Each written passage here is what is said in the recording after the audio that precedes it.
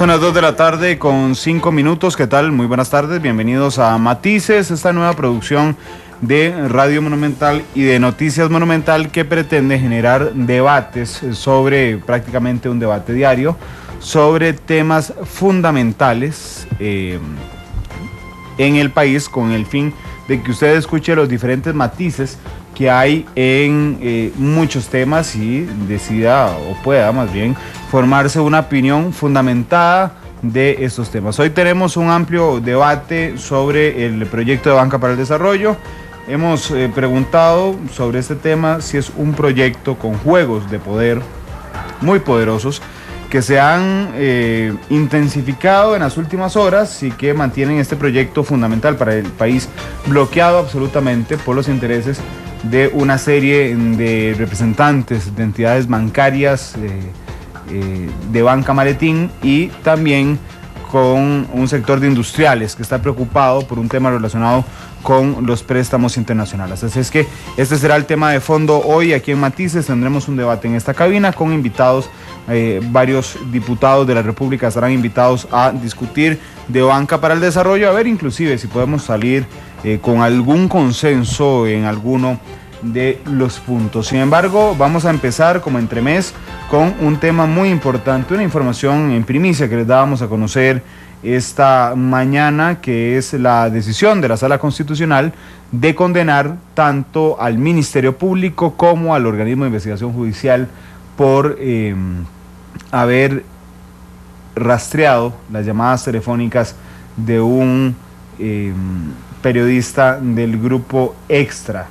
Esto es un punto fundamental en este voto. 7-0 fue el voto por unanimidad de los magistrados de la Sala Constitucional, entonces, que condenaron a los mismos órganos judiciales, en este caso el Ministerio Público y el organismo de investigación judicial, por rastrearle el teléfono al periodista Manuel Estrada.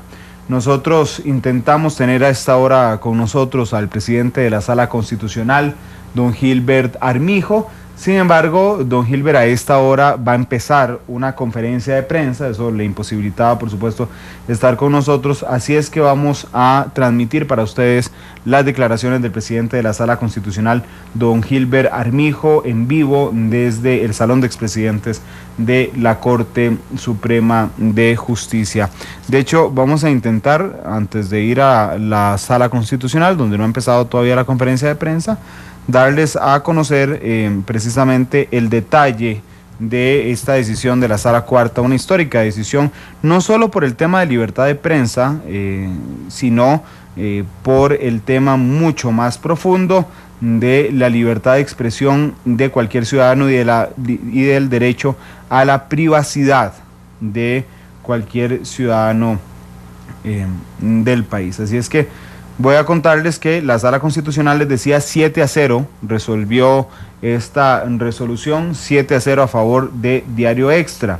En el criterio de los magistrados que integran la Sala Cuarta, el hecho de que el rastreo telefónico se llevara a cabo con una tercera persona. ¿Por qué una tercera persona? Porque recordemos que en este caso en particular, el OIJ de la Fiscalía estaban investigando quién estaba filtrando información confidencial a los medios de prensa. Después se supo que se estaba investigando a un agente de apellido Fonseca. Sin embargo, la Policía Judicial y la Fiscalía no rastrearon el teléfono de la funcionaria Fonseca, sino que descubrieron que Fonseca llamaba al periodista Manuel Estrada. Entonces decidieron rastrear el teléfono de Manuel Estrada, que no era el sujeto en investigación, sino la agente. Entonces, la Sala Constitucional está diciendo que como el rastreo se hizo a un tercero ajeno a esta investigación, lo que hizo es que violó el principio de proporcionalidad que opera como el límite para el rastreo telefónico, y con ello violó el derecho a la intimidad. El derecho a la intimidad, esta fue la decisión de la Sala Constitucional. Dice además la Sala que el rastreo se dio a teléfonos del periodista con la finalidad de determinar la identidad de las personas que sirvieron de fuente para la difusión de una serie de noticias, que viola además el derecho al secreto de las fuentes periodísticas, que por lo menos para el gremio y por lo menos y además para la ciudadanía, porque así es como se enteran ustedes, es fundamental esta decisión, tomando en cuenta que no está previsto en el Código Penal el reconocimiento al secreto de las fuentes periodísticas, sino es un derecho que ha ido generando la Sala Constitucional en sus sentencias. Es por esto que la Sala Cuarta anuló los registros de las llamadas que se hicieron con el rastreo al periodista, y además le advirtió a la Fiscalía y al organismo de investigación judicial no volver a incurrir en estos actos. Nosotros hemos intentado hablar desde hace un buen rato con el fiscal general de la República, Jorge Chavarría, no lo hemos logrado, y con Francisco Segura, el director del organismo de investigación judicial, quien está en una reunión y no puede atendernos, y les decía, en segundos nada más vamos a ir hasta el Salón de Expresidentes de la Corte Suprema de Justicia para escuchar al presidente de la Sala Cuarta, don Gilbert Armijo, contarnos los alcances de este voto. Mientras tanto, vamos a habilitar nuestra línea telefónica 905-222-0000, 905-222-0000, para preguntarles a ustedes qué opinión les merece esta decisión de la Sala Constitucional de condenar a la OIJ y al Ministerio Público por rastreo telefónico a un periodista del diario Extra. Les ruego que a la hora de opinar no solo piensen que es un periodista el que se le rastreó el teléfono, sino que este voto va mucho más allá y prácticamente está protegiéndolo a usted de que en algún momento que usted hable con una persona que está investigada, la policía no le rastree su teléfono. 905-222-0000. ¿Qué les parece la decisión de la Sala Constitucional entonces de condenar al OIJ y al Ministerio Público sobre el rastreo de teléfonos de un periodista de Diario Extra? Creo que ya están entrando las primeras llamadas telefónicas a la central de Radio Monumental. Muy buenas tardes, ¿cuál es su nombre? Gracias, le habla Leonardo. Don Leonardo, gracias por llamarnos, adelante con su opinión. Claro, es una resolución absolutamente histórica, ¿verdad? En un momento en el que en el país estamos deseosos de que la Corte se pronuncie acerca de temas fundamentales, ¿verdad? Y esto, como bien lo dice usted y lo han repetido muchas personas, se torna en un precedente muy importante, ¿verdad? Para la ciudadanía en general. El hecho de que los periodistas no puedan ejercer su trabajo de manera independiente y protegiendo evidentemente la información a la que tienen acceso, porque si no son ustedes los que tienen acceso a esa información, la ciudadanía nunca va a conocer acerca de cosas que ocurren en este país, y definitivamente los órganos judiciales de este país tienen que dar cuenta de esto, ¿verdad? Definitivamente es un paso adelante. Ojalá que así como están fallando este tema de manera tan expedita, otros también le pongan el dedo definitivamente en la llaga, y absolutamente irrevocable el tema de que sea un 7-0 la votación, pues ya es un punto definitivo, ¿verdad? Y absoluto, y un jalón de orejas para el interno ahí propio del Poder Judicial, ¿verdad? Gracias, don Leonardo, por permitirnos conocer su opinión con el tiempo que dedica para llamarnos y decirnos qué le parece esta decisión de la Sala Constitucional. 905-222-0000, para que nos cuenten qué les parece la decisión de la Sala Constitucional de condenar al OIJ y al Ministerio Público por rastrear las llamadas telefónicas del periodista Manuel Estrada. Les decía que no solamente dependen de ustedes. Bueno, vamos antes a la Corte Suprema de Justicia. Ya va a empezar la conferencia de prensa del presidente de la Sala Constitucional, don Gilbert Armijo, explicando este importante voto para la legislación nacional. Ahí está Febe Cruz, nuestra compañera que nos informa en vivo. Febe, ¿qué tal? Buenas tardes. Sí, muy buenas tardes, Randall, para usted y todos los que sintonizan a esta hora Monumental, la radio de Costa Rica. En este momento escuchamos al presidente de la Sala Constitucional, Gilbert Armijo, referirse a este recurso de amparo hoy que se resolvió con el caso de Diario Extra. Escuchamos a don Gilbert Armijo.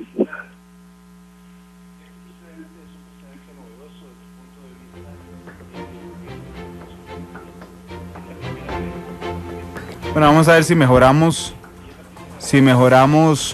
la recepción. No escuchamos a don Gilbert Armijo aquí. Ahora sí, escuchamos. La sentencia es unánime en cuanto al importancia y los alcances que se dice ahí, y es unánime con respecto a los siguientes temas, por ejemplo.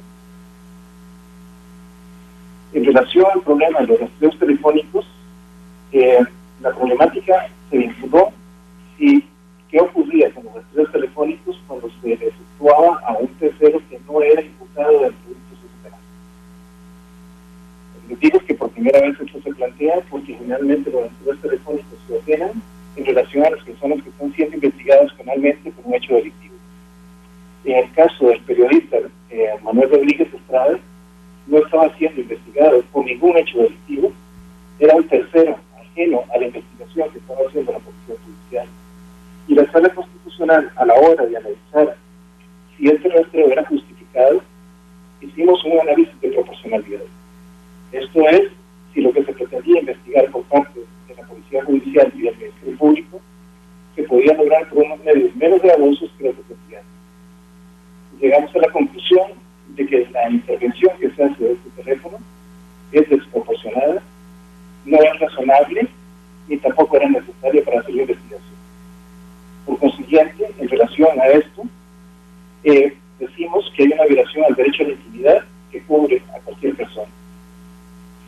En cuanto al rastreo de las llamadas que se le pueden hacer a un periodista con la finalidad de identificar a las personas que quieran ser fuente para la difusión, también la Sala Constitucional declara como lugar el recurso presentado por violación al derecho del secreto de las fuentes periodísticas. La Sala tiene varios precedentes, uno en especial en 2008, donde establece las bases del secreto en relación a las fuentes periodísticas. En este caso, al obtenerse quién era la fuente por medio de esta intervención telefónica, se deja sin contenido esencial la protección que deben tener los periodistas en su trabajo de difusión de la información. Siendo la difusión de información en una sociedad democrática algo esencial para un Estado como nuestro, consideramos que hay una intervención inconstitucional y por consiguiente se anula también ese rastreo en cuanto divulga la persona que le facilita información al comunicador. Hay algunas notas que ustedes van a ver en el comunicado de prensa. Estas notas es porque este es un tema muy complejo desde el punto de vista jurídico. Los magistrados tenemos diferentes posiciones en relación a este tema. Para algunos magistrados, por ejemplo, el rastreo telefónico se debe permitir, el rastreo se puede permitir, para otros magistrados no. Para el magistrado Rueda y para mí, por ejemplo, la protección que brinda el artículo 48 de la Constitución es absoluta. En todo caso, donde hay un rastreo de promedio, tiene que haber una orden judicial que lo autorice. Sin orden judicial no se puede llevar a cabo. Pero esta es una posición, de minoría. También tenemos el criterio de la magistrada Hernández, que pone nota separada, que hace un análisis de lo que implica la libertad de prensa y la libertad de expresión, derivado en relación al secreto de las fuentes periodísticas como elemento esencial, y en estos casos donde está de por medio una labor que es neurálgica para la vigencia de la democracia y la libertad de expresión y su ejercicio, por ejemplo, ella dice que siempre se requiere una orden judicial, aún en los rastreos tratándose de periodismo. Para el magistrado Ginesta, en una de las notas que se ponen también, indica que en ningún caso se puede permitir el rastreo de un periodista, en ningún caso, ni aún con orden judicial.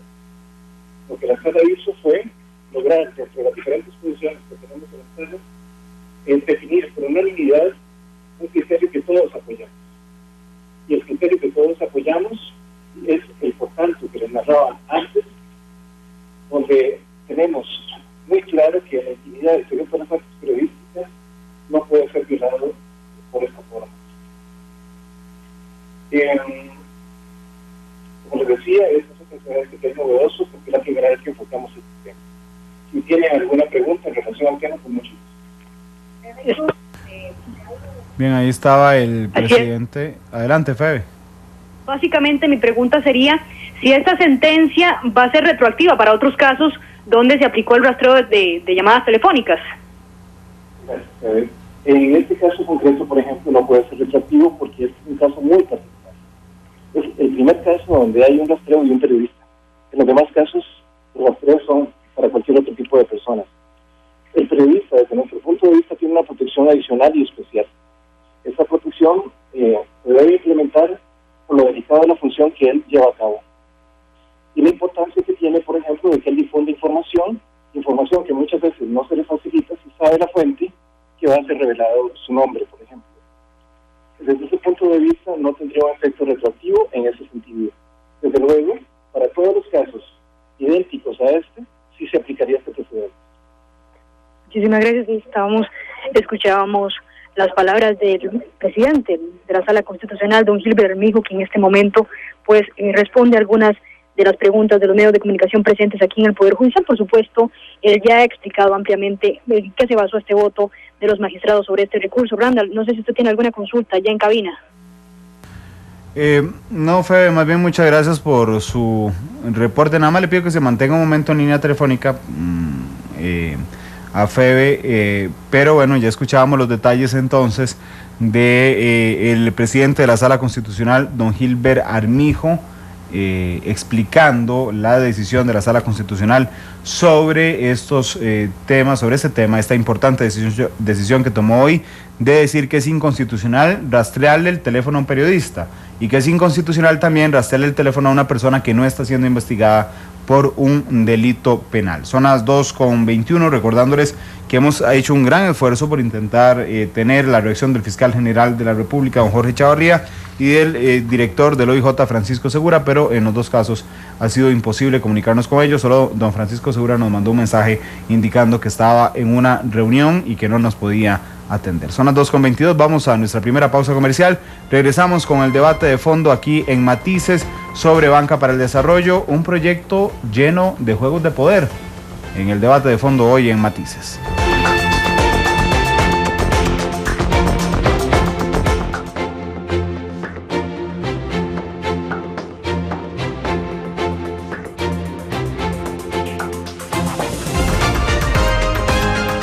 La actualidad, sus tonos, sus contrastes. Esto es Matices.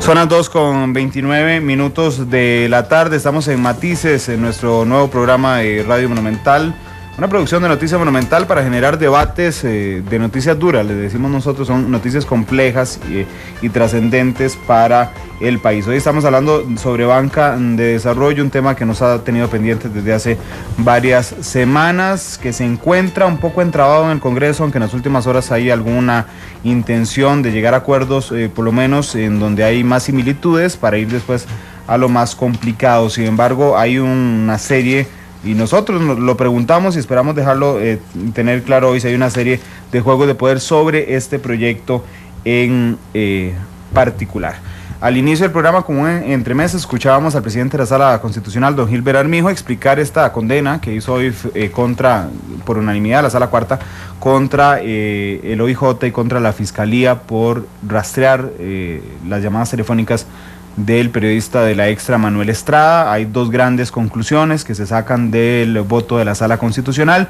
Por una parte que es absolutamente prohibido rastrearle el teléfono a una persona que no esté bajo investigación, es la una, y la otra es que es absolutamente prohibido rastrearle el teléfono a un periodista debido a un fuero especial que no está contemplado, hay que reconocerlo, en el Código Penal costarricense, pero que la jurisprudencia de la Sala Cuarta lo ha ido metiendo, que es el secreto de las fuentes periodísticas. Pero bueno, vamos al tema de fondo. Hoy quiero agradecerle a nuestras invitadas. Está doña Patricia Pérez, que es diputada presidenta de la Comisión de Banca para el Desarrollo. Doña Patricia, ¿qué tal? Muy buenas tardes. Muy buenas tardes, gracias por el espacio de venir a comentar un proyecto que por lo menos hemos considerado muchos diputados importante y quisiéramos dejarlo como una tarea concluida, porque en este tema creo que todos los costarricenses estarán de acuerdo que es un tema urgente en el país.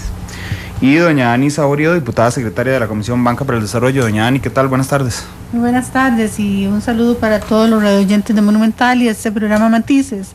Realmente, como decía la diputada Pérez, el tema de banca de desarrollo es un tema que hemos trabajado con muchísima seriedad, con muchísima transparencia y responsabilidad, porque sabemos la urgencia de que estos recursos lleguen realmente a las clases necesitadas, a los productores, a los pequeños empresarios, a los pequeños campesinos y campesinas que tienen proyectos en las comunidades rurales. Y bueno, hemos hecho un trabajo, repito, responsable, y esperamos en Dios y confiamos en la buena voluntad de los diputados y diputadas para que esto sea una ley de la República lo antes posible. Bueno, yo quiero agradecerles estar aquí. Nos costó enormemente, se los decía fuera de micrófono, que algunos diputados que inclusive forman la comisión estuvieran presentes hoy en esta discusión que siembra de alguna forma, y voy a serles sincero, una serie de resquemores sobre el manejo que tiene, no hacia lo público, no en lo formal el proyecto de Banca para el Desarrollo, sino los intereses de quien toca el proyecto de Banca para el Desarrollo. Igual vamos a hacer como hacemos siempre en Matices, un boceto, que es un reportaje que nos sitúa cómo está la situación ahora, que preparó nuestra productora Isel Martínez, sobre cómo está en este instante Banca para el Desarrollo. Escuchemos. Las grandes obras inician con un borrador. Para elaborar el tema de hoy, este es nuestro boceto.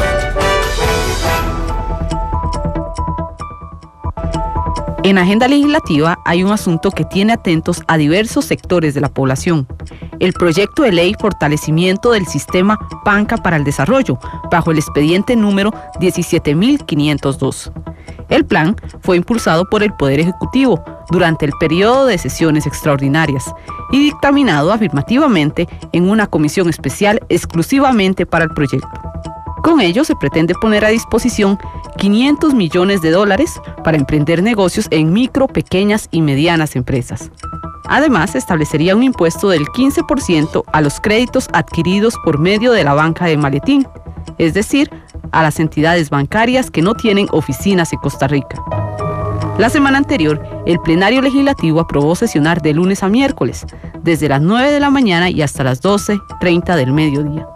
No obstante, por falta de quórum, únicamente fue discutido el pasado miércoles, en medio de 91 mociones de reiteración. Sin duda, este proyecto de ley ha traído diversos matices a la corriente legislativa, y los analizamos a partir de este momento.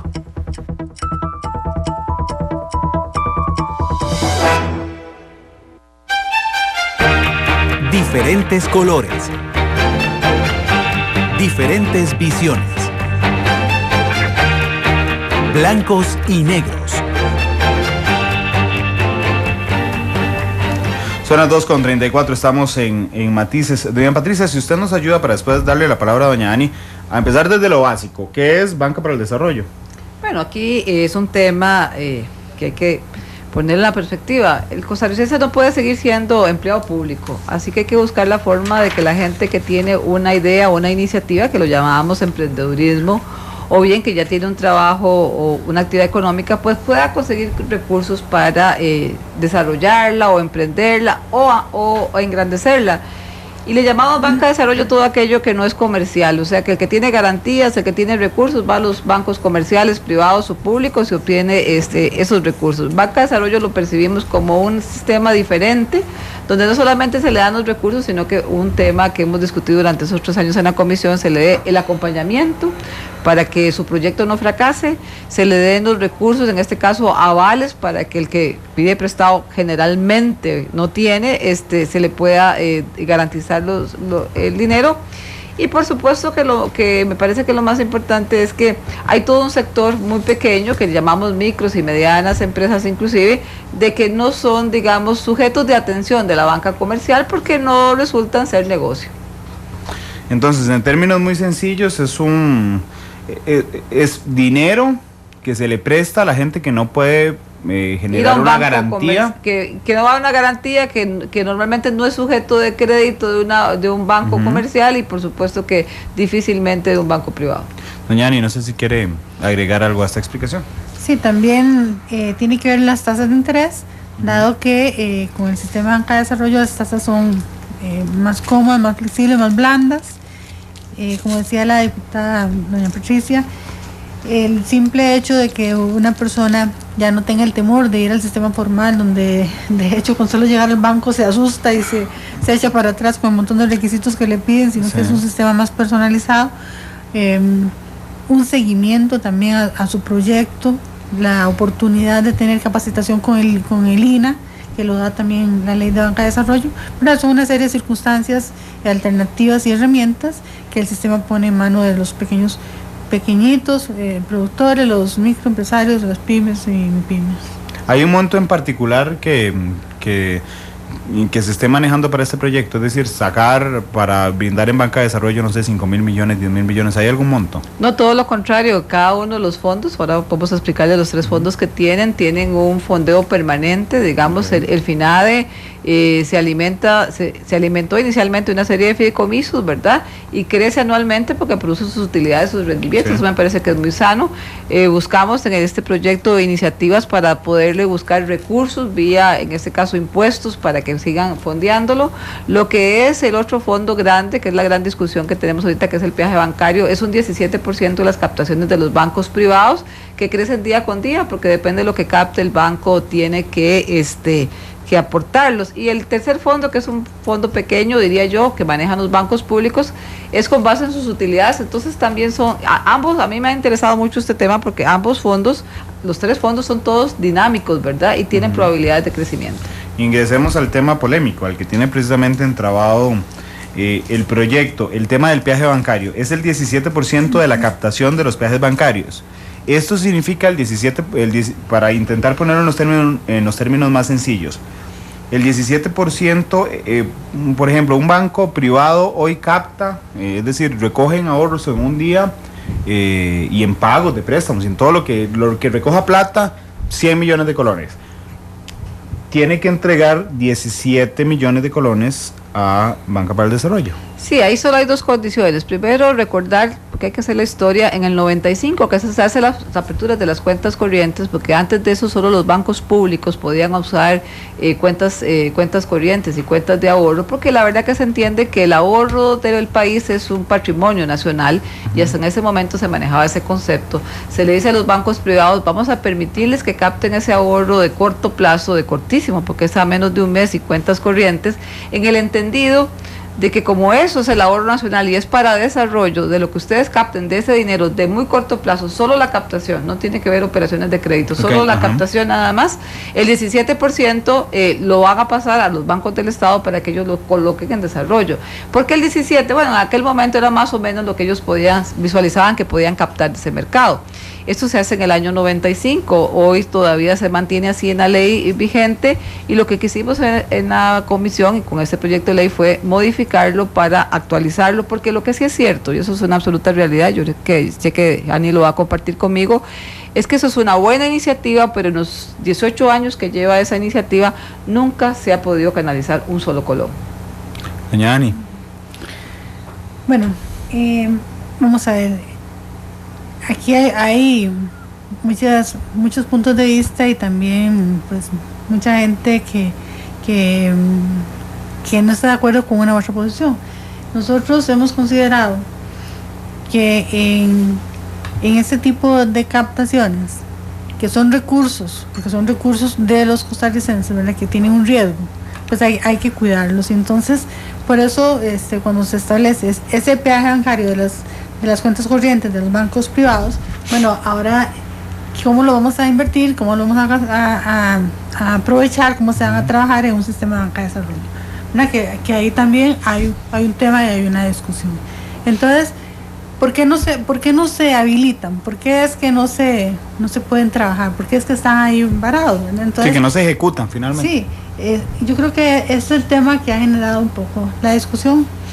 ¿Por qué? Porque a los bancos privados entonces se les da la opción en la ley original de que los puedan trabajar, pero las condiciones no son viables, y cuando las pasan a la banca nacionalizada ya para que los trabajen como una opción también dentro de la ley, tampoco son rentables para ellos. Entonces ahí es donde se genera todo el problema del peaje, que al rato se vuelve inoperante. Es decir, a los bancos privados yo no entiendo que les haga gracia nunca que no les quite el 17% de captación, es una cosa de sentido común. De ahí viene de alguna forma, si uno lo piensa como una persona, a nadie le gustaría que le quiten el 17% de sus ingresos. Lo que pasa es que son ingresos de los costarricenses, que era lo que decía doña Patricia, que se vuelve un patrimonio nacional, sí, ¿verdad? los fondos de riesgo. Entonces, si el proyecto es tan bueno que lo que pretende es generarle recursos a la gente que no tiene las garantías necesarias para la banca comercial, ¿a quién molestaría, más allá de los bancos privados como tal, digamos, de los bancos, los que tienen sus oficinas centrales aquí en Costa Rica, ¿a quién molestaría un proyecto de este tipo para entrabarlo? Bueno, yo creo que aquí hay que definir, para que el que nos está escuchando entienda, dos grandes posiciones. Los que reciben los recursos, creo que en eso no tenemos mayor discusión, ninguno, ni hasta el momento que llevamos 3 días en una mesa de trabajo, después de llevarnos otras 3 años en una comisión, pues ahora tenemos que enfrentarnos 3 días. Pero la empiezan más temprano porque rompe el quórum, entonces rompe el quórum y podemos, es más productivo de todas formas. Lo que hemos vivido en la mesa de trabajo es más productivo que lo que estamos viendo que en el plenario, definitivo. Pero digamos, entender dos grandes actores, aunque obviamente están divididos, es el que recibe los recursos, el emprendedor, el agricultor, y toda esa parte que yo no es por ninguna grosería, pero la hablo como la parte romántica de la ley, donde todo el costarricense va a estar de acuerdo. Ahí no tenemos mayor polémica. Yo creo que ninguno de mis compañeros diputados lo he oído diciendo que no está de acuerdo que sea para eso. Sería una barbaridad. No, sería una barbaridad, pero además es una cosa de sentido común, porque el país, como dije al inicio, no puede seguir pensando que todo el mundo va a ser empleado público, y ya sabemos la situación del país. Lo cierto del caso es que entonces centrémonos en la otra parte de quién pone los recursos, porque hay una cosa que es real: no se puede hacer chocolate sin cacao, y un poco lo que se está viviendo, la ley en este momento que está vigente, porque hay una ley vigente, es importante que sepan, es un poco que el cacao, ¿verdad?, está ahí paralizado y no está produciendo chocolate, y eso fue, digamos, del diagnóstico que hicimos los 9 compañeros en la comisión. Al final trabajamos muy poco, porque eso también hay que decirlo. De 9 compañeros en la comisión, aquí doña Dani no me deja de mentir, 3, 4 le hemos puesto mucho cariño, y obviamente ella desde la Secretaría y yo desde la Presidencia, para poderlo sacar adelante. Pero lo cierto del caso es quién pone los recursos, y cuando usted ya empieza a hablar quién los pone, ya la cosa se va poniendo más complicada, porque lo que usted dijo es cierto. O sea, un 17% de costo de los bancos privados para hacer eso, hay que verlo en dos perspectivas. Una, fue un precio que pagaron para poder tener acceso a un ahorro nacional que no tenían. Entonces, aquí era o eso o no tenías acceso. Me imagino que la decisión inteligente fue, bueno, pagamos ese 17% para poder tener acceso, que eso les produce una posibilidad de tener más recursos y más créditos. Para poder tener cuentas corrientes y cuentas corrientes. Entonces, bueno, ok, y así lo aceptaron. Estamos totalmente claros. Si usted me pregunta a mí, yo tengo claridad lo que usted acaba de decir. Ese costo de 7% se traduce en el margen de intermediación y se lo cobran en otros conceptos a otros clientes, porque aquí el dinero, como siempre he dicho, no desaparece, cambia simplemente de posición.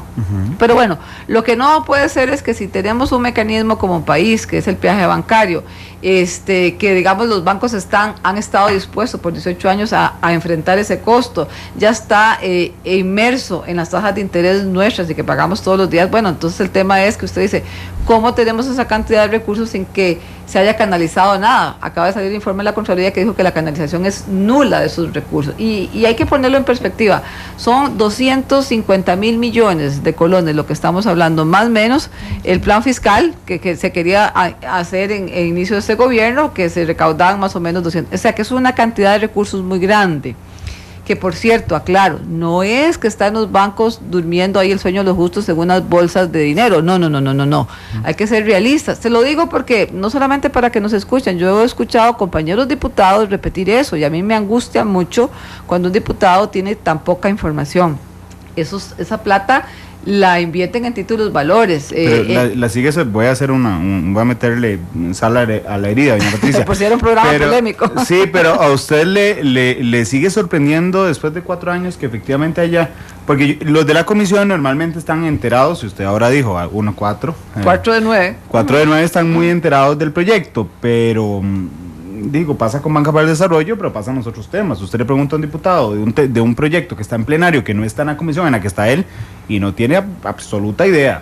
Claro, pero aquí hay una cosa y a mí me pasa, digamos, en temas muy jurídicos, entonces tengo que ir a preguntar exactamente qué es lo que quieren ver con la reforma del Código Civil o con la reforma del Código Laboral, porque esa obviamente no es mi expertise, pero no me atrevo a hacer un comentario, como he oído, de un tema que no sepa y que hacen una aseveración contundente, es decir, esa plata está en los bancos durmiendo el sueño de los justos. No, está invertida en títulos valores, producen un rendimiento y financian, y hay que decirlo, no solamente el déficit fiscal del país, sino un montón de otras cosas, y por eso yo le decía al principio que lo interesante de estos tres fondos es que de los intereses que produce el dinero, pues se han ido alimentando. Lo que pasa es que ese no es el objetivo no es que la plata esté ganando intereses, sino que verdaderamente llegue al productor. Doña Dani, siendo un proyecto tan loable y solidario, ¿a quién le molestaría para propiciar un entrabamiento en la Asamblea Legislativa? Porque estamos claros que el gobierno y por tanto la fracción de Liberación está impulsando el proyecto. Bueno, el tema del peaje es un tema que se le dio mucha discusión, donde le dedicamos bastante tiempo, sobre todo a las personas que no somos banqueros o no tenemos el conocimiento que tiene doña Patricia, por ejemplo. Y bueno, entonces había que discutirlo y había que entenderlo bien cómo era. Y yo creo que le hicimos algunas modificaciones, entendiendo cómo realmente poner a trabajar esos recursos y cómo esos recursos pudieran llegar realmente a los sujetos beneficiarios del proyecto de la ley. Y se le hicieron algunas modificaciones al peaje bancario. Uno, para poder habilitar esos fondos. Otro, para que esas grandes amenazas que sentían algunos bancos privados al no con sanciones, al no pasar los fondos y no poder o no querer pasar los fondos, entonces sentían ahí una amenaza y entonces se volvía en alguna medida muy difícil tratar de llegar a una propuesta, porque había que también en alguna medida conciliar posiciones con ABC y con Banca Nacional y con Ministerio de Hacienda, para que cada uno en su actividad no se sintiera amenazado y tratar de sacar un proyecto conciliado, que es lo que siempre se hace con proyectos como estos que son polémicos y que pues tienen que ver con varios sectores. Yo creo que llegamos por lo menos, habían propuestas importantes, una de doña Patricia, donde ella hace una moción. Trabajamos otra moción por parte de Liberación y el Partido Acción Ciudadana, y bueno, y como es todo en la Asamblea y sobre todo en las comisiones, lo sometemos a votación y en eso pues es aprobada la moción que hemos trabajado con el Partido Acción Ciudadana, y doña Patricia una actitud totalmente respetuosa que tengo que reconocerla siempre en todo el proceso de la comisión y aún ahora en plenario y en esta comisión que estamos trabajando también, pues ella entiende que es una democracia y que gana esta moción, y es lo que sale dictaminado en el texto que llega al plenario, ¿verdad? Es un proceso largo de discusión, de mucha seriedad, de mucha transparencia, pero que bueno, eso es lo que sale dictaminado. Y llega al plenario, ¿y qué pasó? Bueno, llega al plenario y los compañeros que no han participado en la comisión, pues obviamente, y aquí hay una cosa, eso es lo hermoso de esta democracia y por lo que uno se siente orgulloso de ser costarricense, todos tienen derecho de opinar. Y sabíamos que en el momento que saliera el proyecto, tanto Ani como secretaria y yo como presidenta, que lo pasábamos al plenario, pues tenemos que escuchar las voces de los demás, porque en realidad algunos podrán aportar de manera positiva, otros tendrán otras razones. Lo cierto del caso es que hay que pasarlo a ese debate, y eso es nuestra democracia.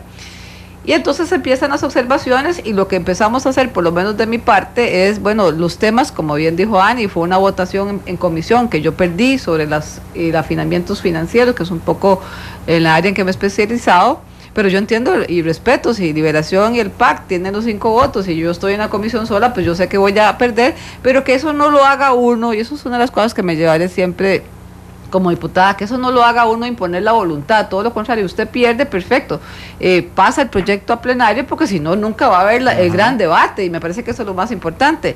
Pasa a plenario y pues entonces empiezan los compañeros a tener dudas, y se las hemos ido aclarando en el camino antes de que, digamos, empezara el tema de entrabamiento, Y ya la dinámica que vivimos el lunes pasado, pues obviamente fue más complicada, porque entonces ya usted tiene que empezar a discernir qué es realmente aportar al proyecto positivamente. Yo le voy a decir una cosa, para mí la responsabilidad de diputado es muy sencilla, pero de aporte, es leer el proyecto, escuchar los sectores, como decía ahorita Ani, todos los sectores que participan, tratar de alinear los intereses o las cosas, redactar algo para que quede mejor, ¿verdad? Y ese es el aporte que hace un diputado. Y así es la dinámica en la que me he manejado estos 3 años, 4 años ya. Pero no necesariamente la gente tiene intereses de aportar. Yo sí quiero siempre separar el grano de la paja y decir, bueno, cuando son ideas buenas para aportar, incorporémoslas, ¿verdad?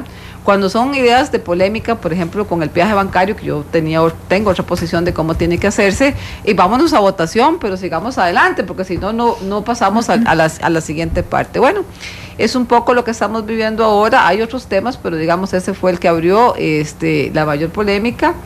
Los compañeros de Liberación y el PAC también hicieron una moción para que sesionáramos el doble, no solamente en las tardes, también en la mañana. Y bueno, y ahí hemos estado enfrascados en esta semana y tanto. Bueno, hay los diputados, principalmente del Movimiento Libertario, que son, de hecho Danilo Cubero lo dijo, y aquí si tengo que poner las mociones que tenga que poner para impedir que se vote, las pongo. Y lo cumplió, es un hombre de palabra, podemos aceptárselo. Pero entonces ya cuando llega al plenario, cuando de buena voluntad ustedes escuchan los comentarios de sus compañeros, se arma el gran debate en la Asamblea Legislativa, pero hay un grupo particular que dice, no debatamos, digamos, yo no voy a dejar que se vote así. ¿Qué es lo que no van a dejar que se vote así? ¿Cuál es el elemento, doña Ani, preciso que habrá detalles, pero cuál es el elemento de peso en el que no están de acuerdo? Bueno, aquí yo creo que son dos temas, uno que apalanca al otro, para decirlo en forma más transparente. Tenemos el tema de las cooperativas de autogestión, que don Danilo se ha vuelto defensor de ese tema, él lo mocionó, y sobre eso fue que empezó su desaprobación de lo que está dictaminado, un poco empujando esa moción que era para fondear un poco más a las cooperativas de autogestión, una modificación a la ley del Infocop. Pero siento que lo que tiene más peso en este momento es el impuesto a la banca maletín, ¿verdad? Que por eso digo que una apalanca a la otra. Yo creo que el tema de banca maletín es el tema. A mí lo que me duele en este momento de proceso, como lo decíamos en un principio, hemos trabajado 3 años y medio, y lo que me duele es que ahora llegue un diputado de la comisión a tratar de identificar a los beneficiarios. No, no era de la comisión, el diputado Manuel Hernández, que en este momento llegue a tratar de cuestionar o de discutir sobre el artículo 6, por ejemplo, de los beneficiarios del sistema. Sí. Donde él dice que no ve identificados a los productores agropecuarios. Y fue una gran lucha, fue una de las grandes luchas que hicimos, porque en esta ley de banca ahora están totalmente identificados las MIPYMES agropecuarias, que pero no estaban antes, y están los pequeños agricultores. Si yo quiero entrabar algo, ¿verdad? Porque entonces vemos vemos dos diferencias, una grande y una chiquitica. Las cooperativas de autogestión me parece a mí que es un tema subsanable. La banca maletín es un tema enorme, con intereses enormes y un poder financiero enorme. Como estrategia, si yo fuera diputado, podría atacar cada uno de los artículos del proyecto de ley. Sí, claro. ¿Y ustedes sienten que lo que está haciendo Manuel es eso? Claro, es que precisamente que no quiso venir, por cierto, para dar el balance periodístico, no quiso venir don Manuel. Mira, la gran discusión que hemos tenido en la Asamblea Legislativa durante muchísimos años es el bendito reglamento, y es que nuestro reglamento permite esas cosas. permite que a esas alturas un diputado llegue y quiera presentar una moción 154 de reenvío a la comisión, una comisión que ya cerramos. Por eso los gestos del artículo 6, que para ustedes está muy claro, eso fue lo que les interpreté de los gestos, que está muy claro, es como decir, bueno, están cuestionando este artículo como una medida para trazar la discusión. Sí.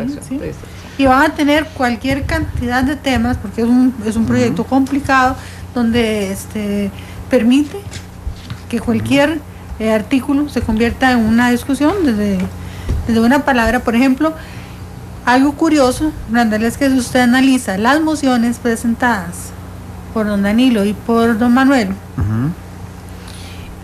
ninguna de ellas, solo una tiene que ver con el tema de las cooperativas de autogestión. Sí, pero está tratando de hablar de diferentes artículos. Entonces, una vez más, son técnicas dilatorias. Igual me sorprende ayer que me dicen que hay una moción 154. Para empezar otra vez el trabajo en la comisión. Para empezar, devolver a la comisión. Eso significaría, vean lo grave. Primero, porque la diputada que está firmando esta moción está diciendo que no está de acuerdo con la junta directiva que le estamos poniendo a Banca de Desarrollo. Nunca fue a la comisión. Nunca la vi. ¿Sí? Nunca estuvo ahí y ahora tiene la inquietud de que quiere que un agricultor esté representado en la junta directiva. Y entonces ha firmado, me dicen, yo no me consta, pero me dicen que ha firmado una moción 154. ¿Qué significa? Lo grave es devolver el proyecto a la comisión. Y formar otra la comisión. Para abrirlo otra vez. Para abrirle mociones 137 otra vez. Para abrirle mociones de reiteración. Imagínese usted. O sea, todo el trabajo que hicimos, todas las desveladas, todo lo que hemos hecho, nos lo están tirando a la basura. Y yo realmente me siento molesta. Porque siento que nosotros lo hicimos con honestidad. Y que lo hicimos con compromiso para los beneficiarios, a quienes defendimos muchísimas veces y tratamos de crearles el mejor marco jurídico para que tuvieran oportunidades, y realmente que tuvieran las oportunidades que se merecen. Bueno, pero precisamente, doña Dani, al inicio de este programa yo planteaba la pregunta: Banca para el Desarrollo, un proyecto con juegos de poder. Bueno, aquí vemos el tamaño del poder, ¿verdad? Y voy a agradecerle a César Martínez, mi productora, que ya me pasó, gracias a los nombres de los diputados de la comisión: Walter Céspedes, Alicia Fournier, Martín Monestel, Agnes Gómez, Gustavo Arias, este aire es fatal en la cabina, Ani Saurío, Janet Ruiz, Patricia Pérez y Manuel Hernández, son los diputados que conformaron la comisión.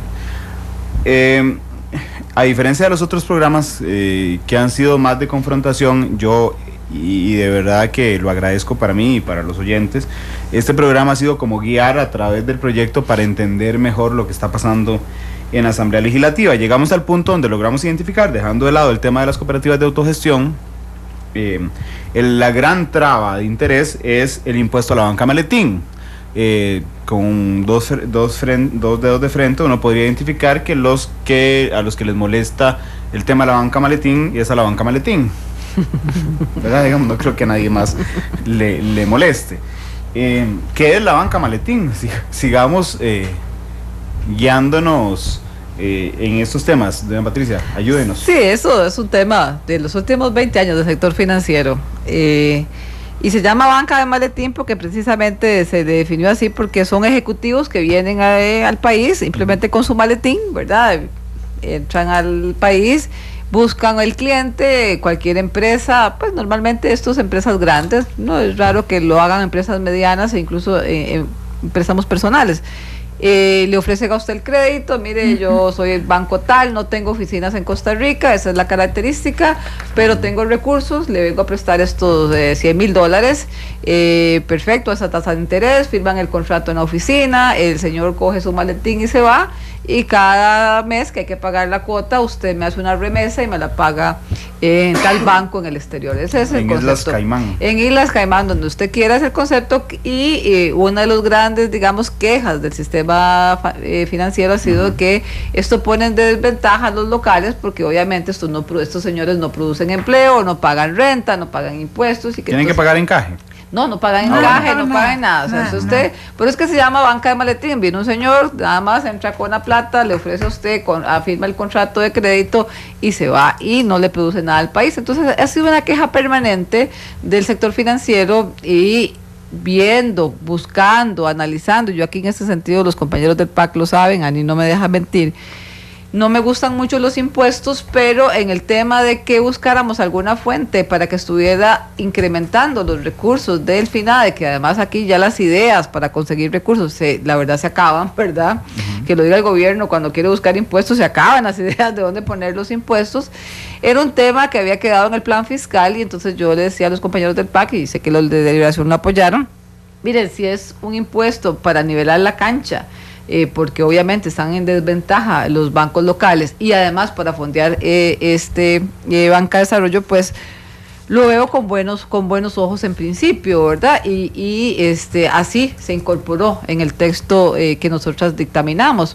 Lo cierto del caso es que también, porque hay un acta, y ayer por cierto la encontré y la estaba releyendo, yo dije cuando terminamos el dictamen de la comisión, cuando esto pase a plenario, y usé una palabra muy ruda, dije, van a empezar a venirse los balazos sobre esto. Y mire, ayer que lo volví a leer, dije, lo adiviné hace como 5 meses. ¿Por qué razón? Porque uno sabe lo que usted acaba de decir. Cuando uno toca sus intereses, pues obviamente hay que prepararse. Pero eso no quiere decir, y en eso, con ese tema, de que no se puedan enfrentar y que no se puedan resolver. A mí sí me parece que como quedó un poco redactado, y yo lo decía en la mesa de diálogo, finalmente el impuesto, que lo comparto, y quiero decir públicamente que lo comparto como diputada independiente, comparto el impuesto banca maletín en los términos en que lo pensamos al principio. Otras redacciones adicionales me dan la sensación de que más bien de pasar los bancos del sistema en una desventaja que han estado 20 años, de pronto pueden obtener una ventaja que no me gusta, pero digamos es un tema subsanable del todo. Otros obviamente tienen una posición más férrea diciendo que del todo no. A la hora de que usted como banco, y no hay que ser ingenuos, un banco privado traslada el costo del encaje bancario al consumidor final, ¿verdad? Entonces sube el interés en unos préstamos, por ejemplo. Todo se traslada. Sí, no hay nada que asuma de sus utilidades. No. Significa que para mí como deudor es más rentable acudir a la banca maletín, porque seguramente tendré intereses más bajos porque no tienen que pagar el encaje. ¿Hay algún otro sector, antes de seguir con el tema de la banca maletín, hay algún otro sector que haya pegado el brinco, lo voy a decir muy, muy popular, en este tema? En las últimas horas algunas informaciones, por ejemplo, que gente que nos comenta las notas en internet decía, es que los industriales también están preocupados. No sé definir los industriales por quién, no sé si es la Cámara, y lo digo transparentemente, pero hay algún otro sector que en las últimas horas les haya dicho, estamos preocupados por esto. Bueno, yo tengo que decirlo, que se ha despertado el sector empresarial, porque yo lo dije transparentemente, y es precisamente lo que yo le decía del segundo párrafo, no el primero del impuesto, sino que dice que si usted es un empresario y viene un banco guatemalteco que no tiene oficinas en el país y le ofrece el crédito, usted tiene que, cuando manda la remesa, o sea, pagarle la cuota que le debe, tiene que pagar el 15%.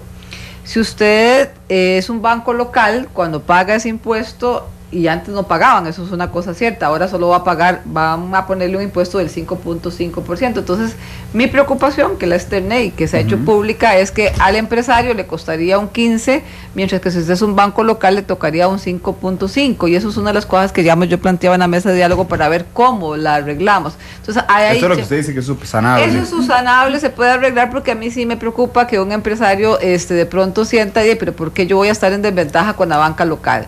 Pero me parece que en principio los que pueden estar más incómodos, obviamente es como usted lo dijo al principio, los que tienen una banca de maletín.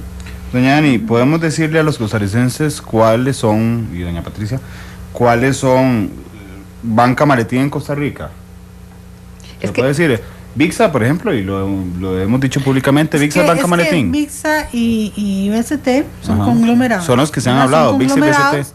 Son conglomerados que están radicados en otros países y que son banca maletín, son una banca maletín. Sí, en concepto, ¿verdad? No lo estoy diciendo para bajarles el piso. Una banca maletín. Ahora, un poco comentando adelante lo que dice Patricia, el tema de esa distorsión que ella menciona en el Banco Nacional y el Banco extranjero que trae los recursos, nosotros hemos analizado también que es que la banca nacional, la que está radicada en nuestro país, pues es una banca que da empleo, que paga impuestos, renta, que paga un porcentaje de sus utilidades al Impocop, que le tiene que trasladar también un porcentaje a CONAPE, ¿verdad? Entonces ya ahí hay una serie de recursos que se están pasando y que están siendo direccionados por utilidades de estos bancos, mientras que Banca Maletín no estaría pagando nada. Entonces, cuando decimos, bueno, vamos a equipararlo, yo les decía en algún momento de la discusión, bueno, si lo vamos a equiparar,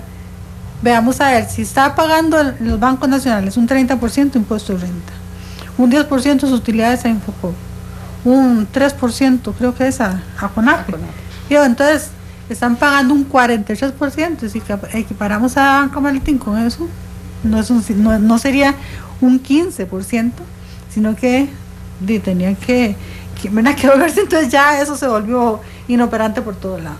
Pero bueno, el tema aquí es que esa Banca Maletín tenga representación aquí o en otro país, pero que esté trayendo recursos a ese país, pague los impuestos.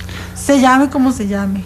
Sí. Y sean conglomerados nacionales, pero que no tienen su sede en Costa Rica y que están radicados en otro lado. Aplican bajo concepto. VIXA y está BST, igual nosotros tenemos que pensar que tienen que ser solidarios. Sí, de hecho estaba revisando la información pública de BST, por ejemplo. La corporación BST al 31 de diciembre del 2010, en su informe anual del gobierno corporativo, le informa que está conformada por un presidente, un secretario de la junta directiva y un tesorero.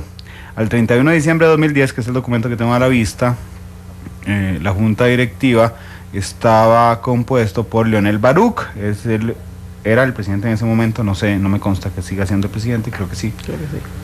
Marco Tristán es el secretario, Frank López es el tesorero y Pedro Juaristi es el fiscal. Don Leonel, exministro de Hacienda, dueño además de un medio de comunicación, CR Hoy, en nuestro país. En el caso de VIXA también lo estoy buscando para ser absolutamente balanceado. Que ahí sería Banco Nacional y Banco Costa Rica. Donde el Costa Rica es el que tiene, digamos, el control de... Aquí no hay un doble juego. Digo, antes de BST o ir a VIXA, no hay un doble juego, porque usted de un lado juega como banco público y en otro lado juega como conglomerado Banca Maletín. ¿Qué les parece a ustedes? Esta es la característica que le quedó a VIXA, que cerró las oficinas en el país, ¿verdad? Me imagino, yo no tengo la información para darle una aseveración, que pudo haber sido una decisión estratégica y se radica en otra plaza financiera y sigue haciendo algunas operaciones de aquí. En ese sentido, los compañeros que conversaron con la gente del Banco Costa Rica, porque es al que le pertenece y al que tiene que consolidar, es el Costa Rica, porque el que tiene la mayor participación, entiendo, ¿verdad? Yo creo que es lo que está plasmada en la moción que ustedes plantearon, es que ellos aceptaron, digamos, un escalamiento del impuesto, ¿verdad? Que fuera un poco a poco, pues me imagino como para redireccionar la cartera e irse acomodando, digamos, a este nuevo giro de negocio. Y hasta ahí yo entendía que había quedado la posición cómoda. No sé si aquí, Ani, aprovechamos si fue solamente con VIXA que hablaron el tema de escalar el impuesto como para no golpearlo de una sola vez, o si fue incluido BST, o ustedes pensaron que cuando hicieron esa redacción solamente se resolvía para todos sin hablar con cada uno. Realmente yo no estuve en esa negociación. Sí, no, la propuesta y la moción empieza a dimensionarse pensando precisamente en captar recursos, ¿verdad? Porque esa es la verdad. Eso es el tema. Eso es el objetivo y eso es lo que queremos, y sobre todo que esto estaría fondeando FINADE, que es el fideicomiso que va a llegar a los pequeñitos, a los microcréditos, y que son los que van a tener una supervisión diferenciada, y bueno, todo ese tema que queremos fondear FINADE, porque estamos muy sensibilizados con ese fondo y con esos beneficiarios. Cuando empezamos a plantear la moción, pues obviamente igual que pasó con el peaje, algunas personas se acercan a ver qué es lo que estamos planteando y les explicamos. Y entonces, en un principio, la idea era del 15% general. Pero para que la cosa, después de negociaciones, para que la cosa no se viniera a entorpecer, para que darles un espacio para que se fueran acomodando, la propuesta es que lo vamos a dimensionar a 4 años. Y entonces le hacemos la propuesta. En un principio eran 3 años y dejaban 13.5. Una posición mía era que por qué no quedaban igual que los otros, que tenían que me parecía que las ventajas competitivas entre ellos tenían que ser iguales, claro. Y llegamos al 15% al 4.º año.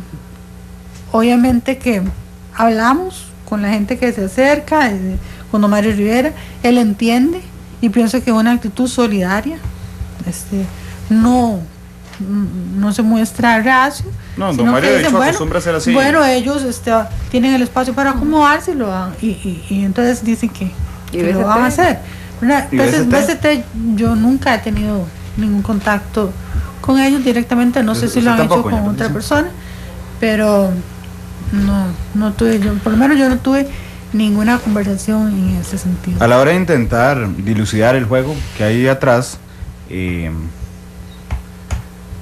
la banca Maletín ha financiado partidos políticos en campañas.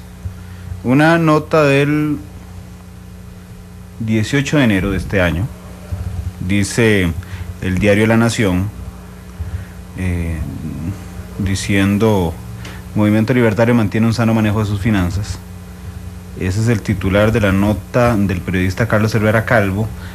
Dice que el resto del pasivo, hablando de los fondos del Movimiento Libertario circulante, un 8% lo compone una deuda que tienen con el BCT por 92 millones de colones, intereses financieros, cuotas que deben pagar a la caja de periodos inmediatamente anteriores y el INS, pero bueno, aquí aparece el BCT. Como tal, a mí lo que me llama la atención es que fuera doña Patricia, que la consideramos independiente, y usted se considera independiente hasta el momento, son los diputados del Movimiento Libertario, más don Fishman, las personas que intentan entrabar este proyecto. Manuel Hernández, tenemos que es la cara visible del tema de la banca Maletín, Danilo Cubero en el tema de cooperativas de autogestión, pero de las 90 y pico mociones, solo una tiene que ver con cooperativas de autogestión. La pregunta del millón: ¿ustedes creen que hay un interés precisamente de evitar, y voy a usar una palabra muy de calle, joder a la gente que los ayuda a financiarse? Mire, creo que aquí sería uno ingenuo pensar que no hay intereses, ¿verdad? Me parece que es obvio, y como lo dijo Ani, y la verdad que la comisión lo que busca es recursos de alguna parte, y como dije al principio, se han acabado las ideas de ver de dónde se recaudan y de dónde se usan los impuestos. Pero también hay otro elemento que yo quiero dejarlo hoy aquí plasmado, y lo voy a reiterar el lunes, se lo voy a adelantar a ustedes hoy aquí en la tarde, que he estado en una reflexión y de gente que me ha llamado en estos días, que agradezco la información. También creo que hay mucho esfuerzo como para hacer un tema tan grande como para que no se apruebe nada. Me explico. Les favorece, digamos, la ley que está vigente en este momento. Yo creo que hay que decirle al costarricense que hay una ley vigente en este momento. ¿A quién le favorece? Le favorece a los que no tienen el impuesto, les favorece, sí, por supuesto, porque aquí el tema es, porque a veces uno entra en duda si realmente quieren llegar a conciliar un tema, ¿verdad? O simplemente el tema es no conciliar, porque la situación actual favorece. Porque a veces alguna gente interpreta, es que no, tenemos una ley vigente que no tiene este impuesto, tenemos una ley vigente donde el peaje, si bien es cierto, no tienen una gran rentabilidad, porque tampoco voy a exagerar los términos, tienen alguna rentabilidad. En este momento más o menos se ganan un 2% de rentabilidad sobre el peaje bancario y los bancos privados. Lo que yo estoy proponiendo, que no fue aceptada, pero que ya en la mesa de negociación los compañeros pude explicarla y se entendió, es que ellos no tengan ni siquiera ni que poner, pero que se les pague el costo. Me parece que de todas formas las transacciones financieras tienen que ser flat, tienen que ser sin que a usted le cueste nada y sin que usted ponga nada. Esa es la mejor relación que uno puede mantener con, digamos, por lo menos desde mi punto de vista con el sector financiero, es le pago lo que le cuesta. Entonces aquí también no solamente eso, Randall, también el tema es que me está preocupando ya desde ayer por la tarde, que es que tal vez el interés sea que no se apruebe nada. Y eso sería muy grave para el país, porque yo no vislumbro, no sé, la próxima Asamblea Legislativa tendrá que ver qué hacen, así como hicimos nosotros con esta, si abre otro espacio para corregir Banca de Desarrollo. ¿Y por qué hay que corregirlo? Porque acaba de decir la Contraloría de que los fondos, la canalización, excepto el FINADE, que ha colocado algunos recursos, el fondo más grande, la colocación es igual a 0. es igual a cero, no sirve. Entonces no nos podemos desaprovechar esta oportunidad que tenemos y tenemos que hacer un esfuerzo extraordinario, yo sé, todos los compañeros, en lo que podemos ponernos de acuerdo, porque a la postre tal vez el interés más grande signifique es que no se apruebe nada. Y algunos dicen que lo aprueben los próximos diputados. Por supuesto que lo pueden hacer.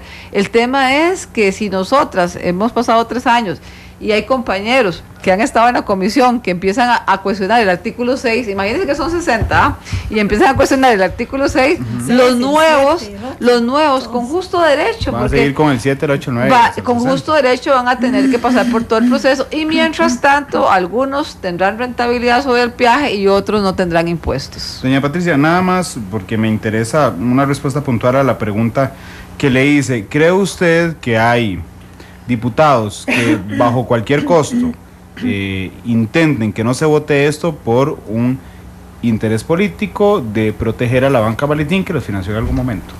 Aquí, y yo la conozco a usted transparentemente como una persona que me contesta, le contesto, probablemente sí, pero también le voy a decir una cosa: cuando el crédito lo hace BCT San José, hay que ser realista, usted no puede llegar a esa conclusión, porque en realidad el crédito, y yo fui secretaria del Movimiento Libertario en el pasado, el crédito del Movimiento Libertario es con BCT San José, que está pagando impuestos, que está pagando alquiler, que está pagando todo. Si usted me dice que el préstamo fue con una empresa fuera de San José, yo podría aseverarle que sí, pero por lo menos lo que yo tengo conocimiento, el crédito del 2009, porque el que conozco es el del 2009, no conozco los últimos y no me atrevería a hablar de las finanzas del Movimiento Libertario. Pero si hay últimos con BCT. Hay últimos, pero digamos, no sé con cuál, con cuál BCT. Entonces lo que le digo que usted habló muy bien el tema cuando arrancamos. Hay intereses. Desconocerlos sería uno ser demasiado ingenuo, ¿verdad? Ver cómo se van a mover, bueno, es lo que estamos tratando de ver en la mesa de diálogo. Me parece que para eso es la mesa. Usted no lo puede ver eso tan fácilmente en el plenario. La verdad que lo hemos visto más en la mesa. Y conforme vamos avanzando en la discusión y se van quitando, digamos, algunas cosas del camino, pues yo creo que estamos, no sé, a unos cuantos días, muy pocos, de saber verdaderamente y poderle contestar esa pregunta como usted la acaba de hacer. Yo se la voy a hacer a doña Dani, nada más voy a habilitar un momento la línea telefónica 905-222-0000. Si alguno de nuestros oyentes o televidentes, televidentes era hasta la noche, sino alguno de nuestros oyentes, porque el programa sale en Canal 2 en repetición a las 8:30 de la noche, quiere comentar algo al respecto, puede marcar ya y entrar al aire directamente 905-222-0000, donde hemos entendido a lo largo de este programa que ha servido para ir guiándonos en la comprensión del tema, que prácticamente lo que inquieta, lo que entraba es el tema del peaje bancario, ¿verdad? Que la banca Maletín evidentemente no está de acuerdo con este proyecto, y que hay un grupo de diputados, no es causal lo que voy a decir, pero hay un grupo de diputados que se oponen a lo que se les ocurra, digamos, inclusive cuestionando elementos que ya estaban clarísimos desde el inicio sobre este tema, con una responsabilidad además que está esperando el país y la gente que más lo necesita, que es la que no puede sacar un préstamo bancario sobre este tema. Así es que entiendo que sea un tema complejo, pero la línea está abierta, 905-222-0000. Si quieren preguntarle inclusive algo a las diputadas doña Patricia Pérez y doña Dani Saurio. Antes de darle la palabra a doña Dani, ahí tengo una llamada primera. Muy buenas tardes, ¿cuál es su nombre? Muy buenas tardes, don Randall, y a sus distinguidos invitados. Mi nombre es Mario y le hablo en carretera. Don Mario, gracias por llamarnos y por tomarse el tiempo. Adelante. No, muchas gracias a usted por abrir las líneas. Más bien, Randall, en este país hay un dicho popular que dice: no hay almuerzo gratis. Si usted a ese conjunto de diputados que están en contra de aprobar esta ley, les pudieran investigar los créditos que tienen para financiar sus propias candidaturas diputadiles, me parece que más de uno saldría con créditos en alguno de estos bancos maletines. Muchas gracias. Gracias, don Mario. 905-222-0000. Buenas tardes, ¿cuál es su nombre? Mi nombre es Carlos Zúñiga, de La Uruca. Gracias, don Carlos, adelante. Quisiera hacerle una pregunta. Voy a bajar el radio un momentito. Gracias, don Carlos, no hay problema, ahí nos escucha, le ponemos el audio en el celular para que no tenga que subirnos el radio. Adelante. Es que la pregunta mía, porque yo siempre escucho el debate parlamentario en Radio Nacional. Correcto, en Radio Nacional. Todos los días yo lo escucho, siempre hay 20 minutos de un espacio que se llama control político. ¿Para qué perder el tiempo en eso? En ese control político. Lo que hacen es estarse insultando y no aprueban leyes. Entonces yo pienso de que es un espacio que lo están gastando en nada. Además, escuchar a Fabio Molina en ese espacio, hasta, perdóneme por lo que le voy a decir, hasta que haga ganas de vomitar, estarlo escuchando. Gracias, don Carlos, por su opinión. Nosotros siempre abrimos la línea directamente porque nunca nos ha pasado que alguien genere un exabrupto al aire. De hecho, ustedes pueden ver que ni siquiera el controlista recibe la llamada, sino que va directamente al aire. Así es que les pido que se refieran con el mayor de los respetos. A don Carlos voy a reconocerle el aguante. A veces nosotros lo tenemos que oír todos los días, la sesión parlamentaria, y a veces sí, a veces sí. Llega un momento donde uno está como loco. Pero hay que recordar que la Constitución Política le da funciones a la Asamblea Legislativa y no es solo, porque no es la función del programa de hoy, no es solo generar leyes. La Asamblea Legislativa no solo genera leyes, sino que además genera control político, porque hay que recordarse que a diferencia de la Presidencia de la República, en la Asamblea Legislativa, teóricamente, están representados absolutamente todos los votos suyos, míos y de todo el mundo en una elección, porque ahí está, en la misma proporción que se votó, la misma representación en la Asamblea Legislativa, entonces hay un margen de control político. Muy buenas tardes, ¿cuál es su nombre? Buenas tardes, Sonia.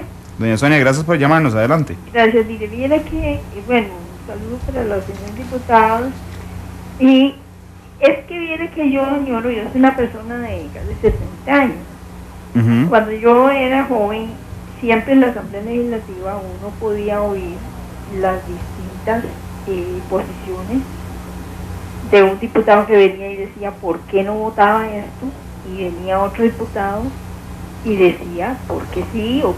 Y uno mismo podía hacerse una idea de decir mira, tiene razón. Por ejemplo, yo estuve oyendo a don Fishman y yo decía bueno, pero lo que él dice a mí me parece muy atinado. Entonces, ¿por qué yo no oigo a algún otro diputado que me quiera decir en contra de por qué no, verdad? Y así uno puede incluso instruirse cómo es la cosa. Como lo que pasaba con el TLC. Merino del Río venía ahí con las mociones, se las rechazaban nada más, pero no había un solo diputado que viniera a decir, mire, es que eso no está bien porque tal y tal y tal. Gracias, doña Sonia. Bueno, le intentaría contestar esa pregunta en este programa, pero no vinieron los que dicen que no y los que entraban en el proyecto. Vamos a la última llamada. Buenas tardes, ¿cuál es su nombre? Carretera. ¿Me repite su nombre, caballero, nada más? Víctor Hugo de Carretera. Don Víctor, si le baja un toquecito al radio y nosotros le ponemos el audio en el teléfono para que nos escuche por ahí. Sí, yo creo que el problema, como lo dice doña Patricia, y yo creo que muy aceptado, es el problema de conciencia humana y de ética. El asunto de interés es cierto, pero yo pienso que aquí las cosas que hagamos mal, tal vez nosotros no las vamos a llevar en nuestros hombros y no van a ser nuestros hijos. Entonces yo creo que hay que reflexionar sobre ese asunto y muchas gracias. Gracias, don Víctor, gracias, don Mario, gracias, don Carlos y gracias, doña Sonia. Aunque tengamos más llamadas en línea telefónica, ya no nos da tiempo para ingresarlas, así es que nada más le voy a pedir a Glenn que ponga la cortina de arte final para generar la conclusión que tenemos hoy de este programa. Todos los colores y puntos de vista se mezclan. Llegamos a las conclusiones en nuestro arte final. Bueno, vimos todos los matices, escuchamos todos los matices que hay sobre este tema. Hoy intentamos, y yo me hice un mapa conceptual en donde estoy apuntando con el fin de ir entendiendo un poco lo que está pasando en la Asamblea Legislativa. Así es que le voy a regalar casi como debate político, 1 minuto 30 cada una, que es lo que me queda de tiempo, para concluir este programa, doña Ani. Sí, muchas gracias. Bueno, yo quiero mencionar aquí que es una ilusión de nuestra Presidenta de la República, y lo ha dicho en diferentes espacios, dejarle a este país una mejor ley de banca de desarrollo, mayores oportunidades a los empresarios, microempresarios y a los campesinos y campesinas. Es una ilusión de la fracción del Partido de Liberación Nacional y una gran ilusión de esta diputada, así como una ilusión de la comisión que trabajó, los que trabajamos seriamente y con entusiasmo este proyecto. Estoy muy preocupada porque realmente lo que está pasando a 15 sesiones para que termine nuestra legislatura, pues podría traer al traste un trabajo responsable de más de 3 años y medio. Pienso que estar metiendo temas ahora y de palabras e interpretaciones de cada uno de los artículos ya no es el momento. Me parece que son técnicas dilatorias. Lo mismo, como decía doña Sonia en el plenario, a veces no contestamos para ganar tiempo en la discusión de los proyectos. Me pica la lengua muchísimas veces para contestar y decirle a la gente lo que hay que decirle, pero eso significaría que vamos perdiendo tiempo en cada uno de los espacios para votar las diferentes mociones. Tenemos casi 90 mociones que votar, le están metiendo revisiones a las mociones. Yo lo que quiero es que salga la ley, y yo no sé si la decisión, la estrategia de abrir el espacio de una comisión lo va a permitir, porque nuestro reglamento en eso es muy cerrado. Sean solo 2 oportunidades, una 154, que para mí es inviable totalmente, una moción 177, donde tendríamos que hay una despensa, pasamos a votar, se abre el plenario en comisión, pero que igualmente podrían estar metiendo mociones, o sea, más bien discutiendo las mociones que ya metieron. Doña Entonces, Ani, quiero que caigamos en esa trampa. Yo a usted no le pregunté, así que le robo 30 segundos, pero ¿usted cree que hay intereses de los diputados que están entrabando, claramente, digamos, no hay que ser ingenuo, esta votación, intereses por proteger la banca maletín? Sí, hay intereses. Yo lo tengo que decir con transparencia, porque me duele que estén entrabando un proyecto que nos ha costado tanto y que es tan necesario para este país. Sí hay interés. ¿Producto de financiamientos políticos, cree usted? No lo puedo demostrar. No, pero usted tiene inmunidad, pero no lo puedo demostrar, pero pareciera que hay intereses. Ajá. Porque las estrategias están dilatando totalmente y están llevando al fracaso a un proyecto. Doña Patricia, minuto 30. Sí, efectivamente, yo termino con esto. Me parece que todo proyecto de ley que analizamos en la Asamblea Legislativa toca intereses, eso es una absoluta realidad. Creo que eso es una experiencia que cualquiera que esté en la parte política se va a dar cuenta. Sin embargo, creo que como costarricenses no podemos olvidar por qué estamos ahí. Si bien pudimos haber llegado con una bandera política, tenemos que dejar de lado los intereses partidarios, los intereses inclusive hasta personales, y pensar en el bien común. Pasar por la Asamblea Legislativa y perder de pronto ese gran norte, me parecería que 4 años después sería un mal aprendizaje para cualquier compañero y por supuesto para mí. El país está primero y urge definitivamente esos recursos canalizarlos, urge definitivamente ponernos de acuerdo, y lo peor que nos podría pasar es precisamente por cerrar esas posibilidades de acuerdo, que la situación quedara exactamente como está ahora, porque eso favorece a los que están ganando en este momento. Doña Patricia, doña Ani, muchas gracias por estar aquí. Gracias a nuestros oyentes. Este programa se repite a las 8:30 de la noche en Canal 2. En minutos estará disponible para que usted lo descargue en su dispositivo móvil. El lunes regresaremos con otro programa de Matices que estará muy polémico. Tendríamos muchos invitados el lunes, pero no les cuento el tema para que nadie nos los queme de aquí al lunes. Así es que feliz tarde, hasta luego. Matices, los tonos de la actualidad. Mi historia.